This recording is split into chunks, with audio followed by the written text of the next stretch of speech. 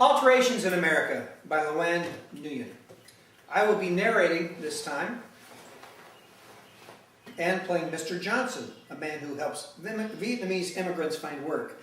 He is a kind, business-oriented man. I will be playing Mai, a young Vietnamese woman in her mid-20s who has just immigrated to the United States. She is small in stature but slender, giving a petite, girlish appearance. She wears plain clothes that are sometimes far too thin for the cold Michigan weather. I will be playing Tony, an elderly man who owns a dry cleaners business. He stands tall and straight despite all the hard work he's put in throughout his life. He almost always has a warm smile on his face and wears simple button-down shirts and slacks. I will be playing Sherry, a cashier at Tony's Dry Cleaners. She is blonde and her hair is always done up in waves, with her nails carefully manicured. She wears high-fashion clothes that also are not fitting for the weather, but more a choice than practicality. The setting is Tony's Dry Cleaner in 1980. There's a rack of hanging clothes upstage center. A large metal box that serves as the dry cleaning machine is set just slightly right of the rack of clothes. A counter with a cash register is located downstage left, while an ironing board is set downstage right. Tony is sitting at his desk when Mai and the agent walk in. Ah, hello, Mr. Johnson. Good to see you. Sure is some nasty weather we got, don't we? Hello, Mr. Scalabrino. Yes, the weather's a bit cold. I was just telling this young miss here that we have yet to see the worst of it. But allow me to introduce you. This is Mai. She's moved here from Vietnam and is looking for work. Well, I suppose I could use another hand here to help me with the ironing and such. Hello there. Very nice to meet you. My name is Tony. Hello. So, Mai, do you know how to iron or sew? She unfortunately does not know much English and is very shy. Do you know how to iron clothes? I learned. I don't know, Mr. Johnson. I've got a lot of work here. I'm not sure I have time to teach this little girl how to sew and iron and speak English. I know, Mr. Scalabrino, but I've got a lot of these people coming, and they need to find work somewhere. She's catching on to the language pretty well if you're just patient with her. You'll help me out a lot, and I know you'll help her out too. Do you think you could at least give it a try? How old is she anyways? She looks like she's barely a teenager. Her papers say she is 20 and that she's finished high school. All right, I'll see what I can do. And welcome to Tony's Dry Cleaning. Scene 2. Tony is loading a machine with clothes and humming a tune. Sherry is at the counter filing her nails and listening to a radio in the background. Mai enters in from the cold weather. Mai, did you walk to work from your house in this weather and with hardly a warm enough coat? Oh, Tony, stop worrying. I walk from bus stop, only 1 mile. I'm warm enough. And you're looking smaller and smaller every day. You need to put some weight off and ward off this cold weather. Are you get enough to eat? We eat plenty. Buy food all the time.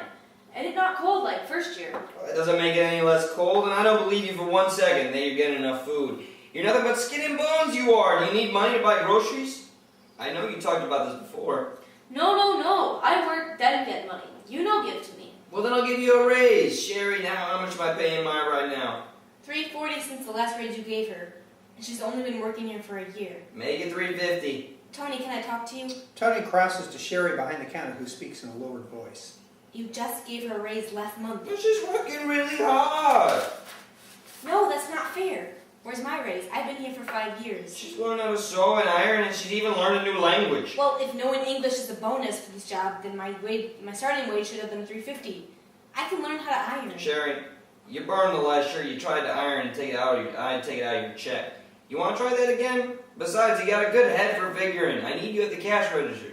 Now, if you want... You aren't actually about to suggest that I help Joe clean up. Either that, or you can help me or Lawrence clean clothes. With all those harsh chemicals? On my nails? Tony, you don't have to do that. I work more if need more money. My husband has a job now too. Now, Ma, I'm more than willing to help you out a little bit and get you settled a little bit more, but you have to put in a great deal of work. I put in a lot of work here too. I help with the sewing and altering and hang up clothes and make sure Robbie knows which ones get delivered to who and... Sherry, aren't I already paying you $4 an hour? Aren't you happy with that? No, I'm not really happy with that. Especially when you just given Maya a raise a month ago, and now you're going to give her another raise? I'm sorry, Sherry. I can't afford to pay you more than $4 an hour right now. But you can afford to pay Maya more? I see how it is. If you're not going to give me a raise, then might as well go take my lunch. A good and long one. It's no secret that I'm rather fond of you. I had my doubts, but you really have caught on fast here. And you've done great with customers as well. Oh, thank you, Tony. You too nice. Maya picks up a shirt and begins ironing. But you not have to pay me more. I know, Mai. I just wish I could help you out a little more. I know it's been hard for you being so far from home and having to learn how everything works. And I admit I probably have shown a little too much more favoritism as of late, but I do sort of think of you as a daughter. And, I said that your father died when you were really young. I'm too young to remember. But you like father to me too. You help me a lot. I don't know what to do if I not work for you. Oh my! I've been talking with my wife, and we both agreed that we would really like to adopt you as our daughter. This way I can help you. That way I can help you out a little more without causing tension here at work, especially with what happened with Cherry today. Oh, Tony, this is too nice. You help me so much already. I come here, I don't know anything. You give me job and you help me iron and sew. You give me clothes for cold weather. You pay for bus to come to work.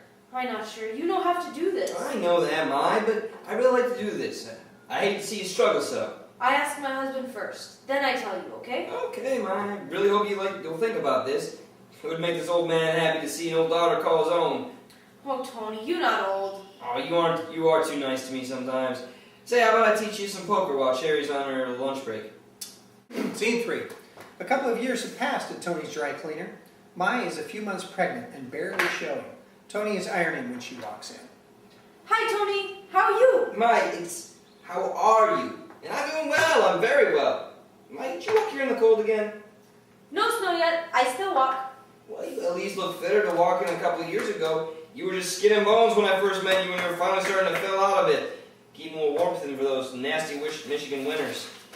Oh, but I feel sick all the time. Wake up and throw up every morning. Oh my! Have you been to the doctor about this? You've been looking tired lately. You ought to go see a doctor. No insurance, no money to see doctor.